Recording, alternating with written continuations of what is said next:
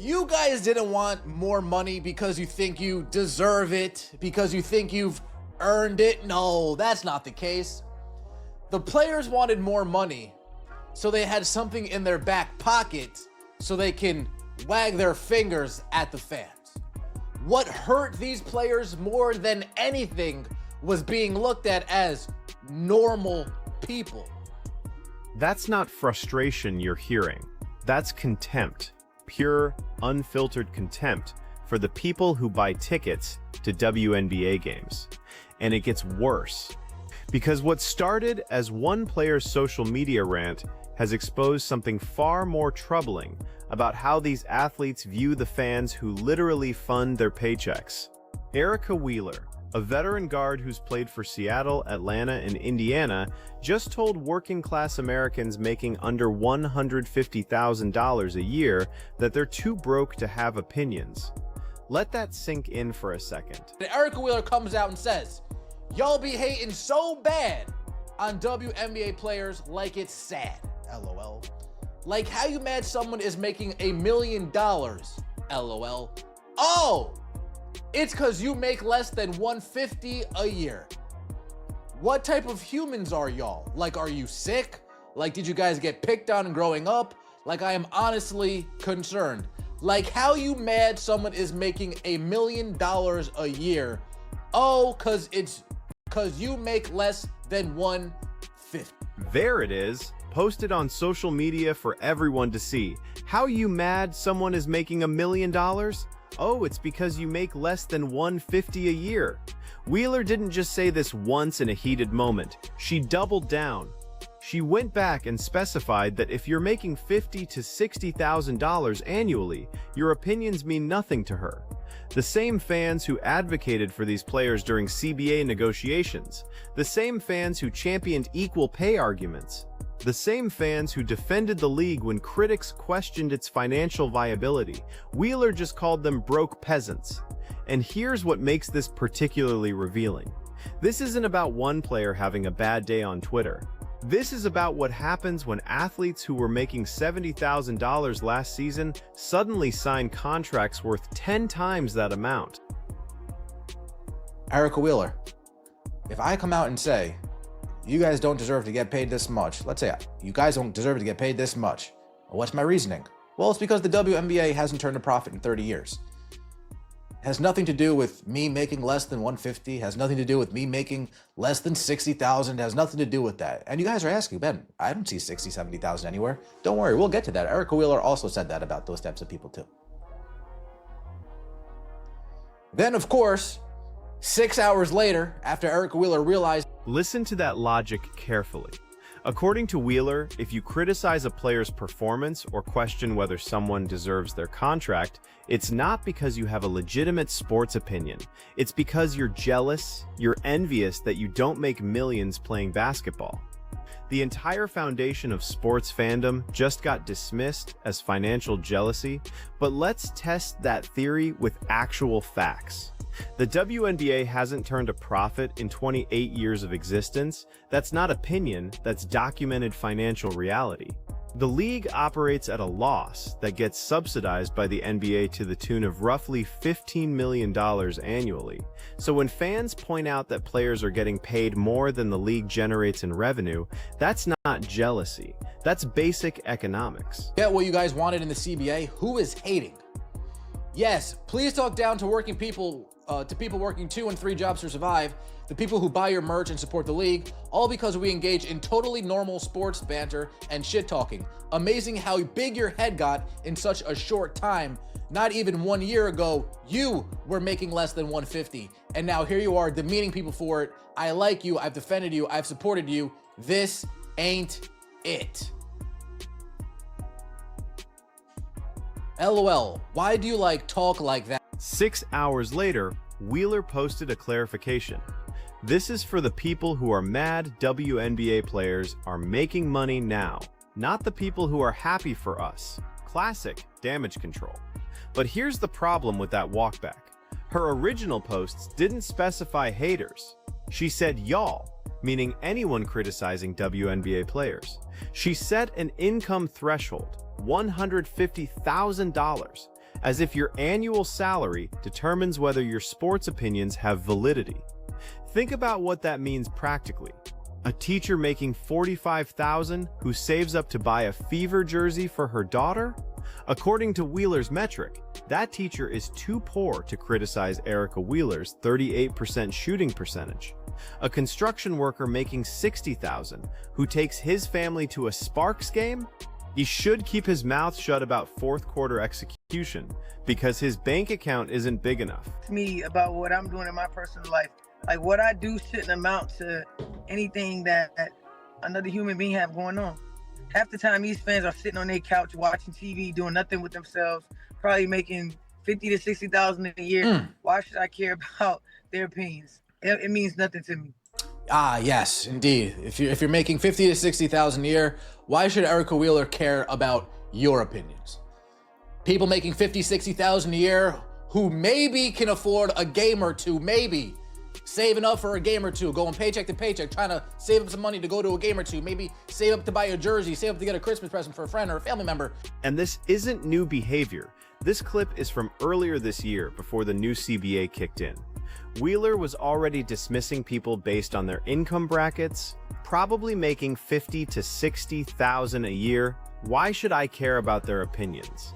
This attitude existed before the big contracts. The money just gave her permission to say it louder. Here's what's actually happening beneath the surface. These players spent years being told they deserved more, that they were undervalued, that their worth wasn't being recognized. And they were right about some of that. The previous CBA had problems. The revenue-sharing model needed adjustment. But somewhere along the way, the message shifted from "we deserve fair compensation based on what we generate" to "we deserve millions because we're professional athletes and you're not." The new CBA, signed in January 2024, guarantees players 50% of league revenue. Sounds fair on paper, except the league still doesn't make money. So that 50% is coming from NBA subsidies, not actual WNBA profit. These aren't market rate salaries, they're subsidized salaries. And the people paying taxes that fund arena deals, the people buying the merchandise and tickets that generate what revenue does exist, many of them make less than $150,000 a year. Time to hire someone else to read your replies, E. Don't do this, it doesn't help anyone. Y'all should enjoy the CC effect and let the fans say what they want. The league is still subsidized, so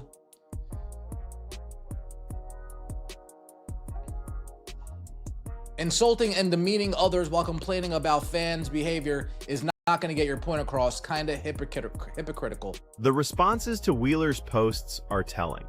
These aren't trolls or haters. These are people who identified themselves as fans. People who've supported the league. People who bought tickets and jerseys, and they're genuinely hurt. I liked you. I've defended you. I've supported you. This ain't it. That's not coming from someone who wants to see WNBA players fail. That's coming from someone who feels betrayed, because there's an unspoken contract in professional sports. Athletes perform, fans support, and everyone understands that criticism comes with the territory. You can make $10 million a year, but when you shoot 3 for 15 in a playoff game, fans are going to talk about it. That's the deal. The money doesn't buy immunity from criticism. It never has in any sport. But Wheeler's comments suggest she believes it should. That the new contracts have elevated WNBA players to a status where regular people no longer have standing to critique their performance. And she's not alone in this thinking. Watch the language other players use when responding to criticism.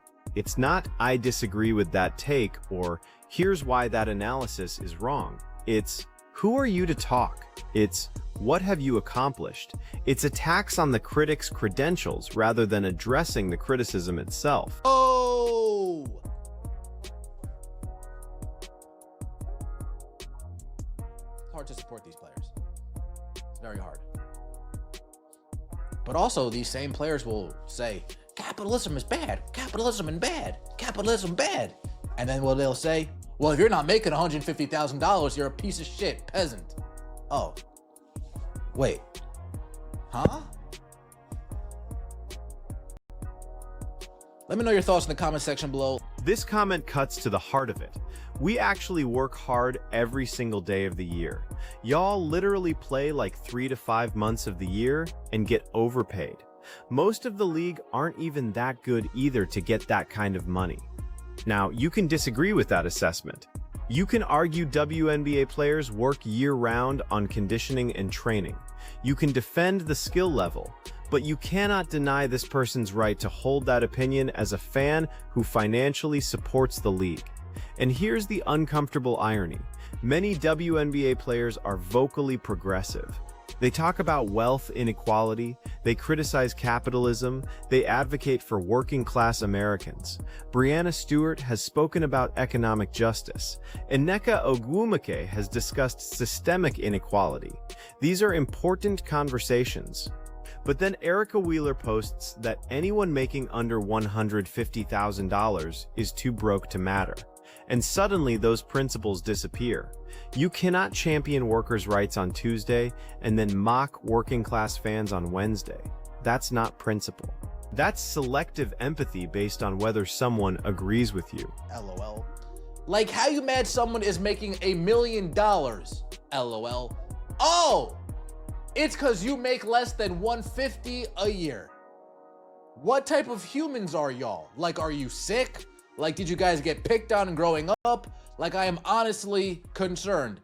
Let's talk about what Wheeler actually wanted when she pushed for higher salaries. The argument presented publicly was about fairness and market value. But listen to what's being said here. The players wanted more money so they had something in their back pocket so they can wag their fingers at the fans. That's speculation, but Wheeler's own posts support it. She immediately used her new salary as a weapon against critics. The money became a hierarchy, a way to establish that she's above certain people. And that reveals something about how some athletes view the athlete-fan relationship. Not as mutual, not as symbiotic, but as transactional with a clear power dynamic. I'm the talent, you're the consumer, stay in your lane. Except sports doesn't work that way. Never has. Fans don't just consume passively. They invest emotionally. They argue about draft picks and rotations and fourth-quarter decisions. That investment, that passion, that willingness to care deeply about outcomes is what makes professional sports viable as an industry. When Wheeler tells fans making $60,000 that their opinions don't matter, she's not just being elitist. She's undermining the foundation of fan engagement that her salary depends on. Because here's the uncomfortable truth. If everyone making under $150,000 stopped watching the WNBA tomorrow, the league would fold within a month. The ratings would crater. The sponsorships would evaporate. The whole economic model would collapse. Those broke peasants Wheeler dismissed? They're the majority of the audience. Look at the actual demographics. The median household income in America is $74,000. That means half the country makes less than that. If you're setting the bar at $150,000 for whose opinions count, you've just told half of America they're too poor to matter. And these aren't abstract statistics. These are real people. Single mothers working 2 jobs who still find money to take their daughters to Sparks games because they want them to see women competing at the highest level. College students streaming games on League Pass while eating ramen because their budget is tight. Retired teachers on fixed incomes who followed the league since 1997. Wheeler looked at all of them and said, "Your financial situation disqualifies your perspective." Now, let's address the elephant in the room. Are there toxic fans who cross lines? Absolutely. Are there people who criticize WNBA players in bad faith, often with racist or sexist undertones? Without question, those people deserve to be called out. But Wheeler didn't make that distinction. She didn't say racist trolls can shut up or sexist critics don't deserve a platform. She set an income threshold. She made it about money. And that's where this goes from defending yourself against legitimate harassment to just being classist. Because here's what makes this moment so significant. It's a window into how quickly money changes perspective. Erica Wheeler made $74,000 in 2023 playing for the Indiana Fever. That's a good salary, but it's not look down on working people money. It's solidly middle class. She was one of the regular Americans she's now mocking.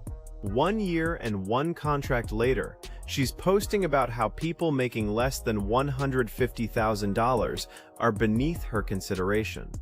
That transformation happened fast. Almost like the money was always the point. Almost like the equality rhetoric was just a means to an end, and the end was establishing a new hierarchy with her on top. Watch how this plays out over the next 2 seasons. Because if this is how players respond to their first real payday, what happens when the next CBA negotiation comes around? What happens when expansion teams drive up contract values even more?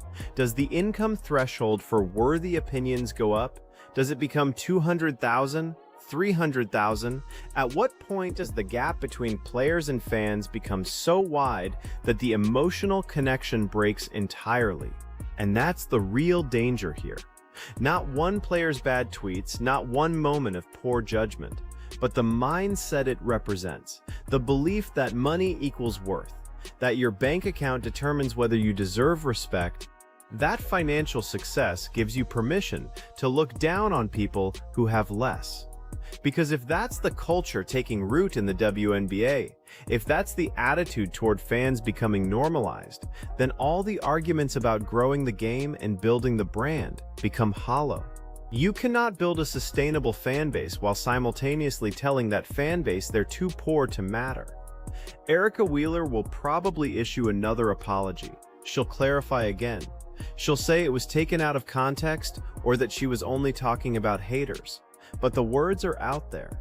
The attitude is exposed, and fans will remember, not the fake apology crafted by a PR team, but the honest moment when she revealed what she really thinks about the people in the stands, the people buying jerseys with her number, the people who defended her when critics said WNBA players didn't deserve raises.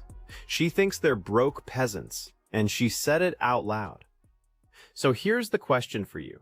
Does Erica Wheeler owe working-class fans an apology? Or do athletes have the right to dismiss criticism from people who make less money than they do? Because you can't have it both ways.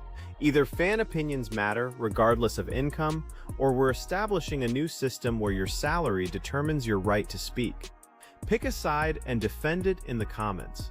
And if you think this attitude is going to hurt the WNBA's growth, hit that like button. Subscribe if you want more honest breakdowns of where this league is actually heading, because something tells me this conversation is just getting started.